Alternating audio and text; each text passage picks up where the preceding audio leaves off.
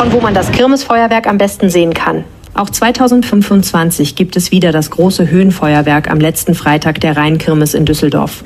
Wir verraten, von wo man es am besten zuschauen kann und geben auch sonst die wichtigsten Infos zur Anreise. Das traditionelle Feuerwerk am Freitag gehört zu den Highlights der Rheinkirmes. Welche Besonderheiten haben sich die Schützen für dieses Jahr ausgedacht?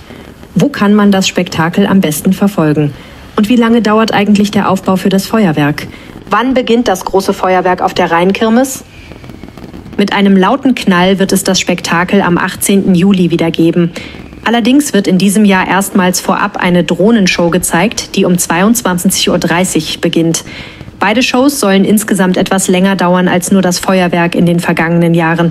Von wo aus kann man das Feuerwerk am besten sehen? Da die meisten Abschussanlagen parallel zum Rhein aufgebaut werden, sind die Bilder des Feuerwerks auch am besten an den beiden Ufern zu sehen. Die Sicht von der Oberkasseler und der Rheinkniebrücke ist laut den Pyrotechnikern zwar in Ordnung, allerdings schaut man dann von der falschen Achse aus, weil sich die Bilder an der Breite des Rheins aufbauen. Welche anderen Möglichkeiten gibt es, das Superfeuerwerk zu sehen?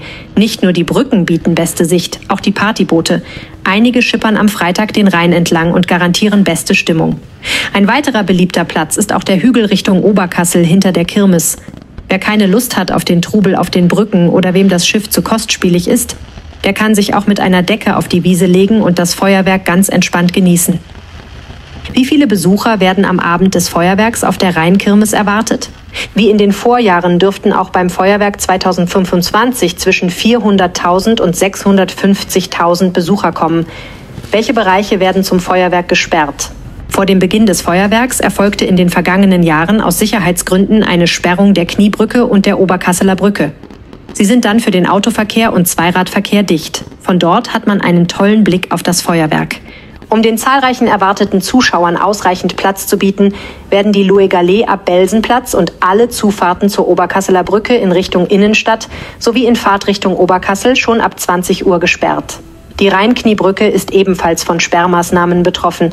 Die Fahrbahn in Richtung Stadt auswärts wird bereits um 21:30 Uhr vollständig gesperrt. Die Fahrbahn in Fahrtrichtung Innenstadt wird auf einen Fahrstreifen verengt. Um das Verkehrsaufkommen so gering wie möglich halten, wird bereits am Hertha Dreieck der Abzweig Oberkassel Rhein-Allee-Tunnel gesperrt und über die Theodor-Heuss-Brücke abgeleitet. Auch der Innenstadtbereich ist von zahlreichen Verkehrssperrungen betroffen. Die Polizei empfiehlt, auf den ÖPNV auszuweichen. Hinweis- und Umleitungsschilder sollen die Besucher, die zu Fuß unterwegs sind, nach dem Feuerwerk aus der Altstadt herausführen.